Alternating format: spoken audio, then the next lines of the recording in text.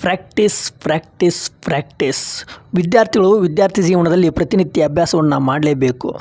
ಯಶಸ್ಸು ಒಂದೇ ದಿನ ಸಾಧನೆ ಆಗುವುದಿಲ್ಲ. ಕೆಲವೊಂದು ಕಠಿಣ ವಿಷಯಗಳು ಬೇಗನೆ ಅರ್ಥವಾಗುವುದಿಲ್ಲ. ಹಾಗಾಗಿ ನಿಮಗೆ ಹೇಳೋದಾದರೆ, ಹಳ್ಳಿಗಳಲ್ಲಿ ಬಾವಿಗಳನ್ನು ನೋಡಿರ್ತೀವಿ. ಆ ಬಾವಿಗಳು ಕಲ್ಲಿನ ಕೋಟೆಯಿಂದ ಇರ್ತವೆ. ಪ್ರತಿನಿತ್ಯ ಬಾವಿಯಿಂದ ನೀರನ್ನು ತೆಗಿಬೇಕಾದರೆ ಕೊಡವನ್ನು ಉಪಯೋಗ ಮಾಡಿಕೊಂಡು ನೀರನ್ನು ಎತ್ತುತ್ತೇವೆ. ಆ ರೀತಿ ಕೊಡವನ್ನು ಎತ್ತಿದಾಗ ಆ ಕೊಡವನ್ನು ನಾವು ಕಲ್ಲಿನ ಮೇಲೆ ಇಡ್ತೇವೆ. ಇದೇ ರೀತಿ ಪ್ರತಿನಿತ್ಯ ಬಾವಿಯಿಂದ ನೀರನ್ನು ತೆಗೆದಾಗ ಕೊಡವನ್ನು ಎತ್ತಿ ಕಲ್ಲಿನ ಮೇಲೆ ಇಟ್ಟು ಮತ್ತೆ ನೀರನ್ನು ತಗೊಳ್ತೀವಿ. ಆ ರೀತಿ ಮಾಡ್ತಾ ಹೋದಾಗ ಆ ಕಲ್ಲು ಏನಾಗಿರ್ತದೆ, ಕರಗಿ ಹೋಗಿರ್ತದೆ, ತೆಗ್ಗಾಗಿರ್ತದೆ.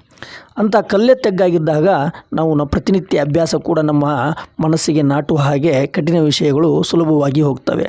ನಂತರ ನಮಗೆ ಯಶಸ್ಸು ಸುಲಭವಾಗಿ ದೊರೆಯುತ್ತದೆ.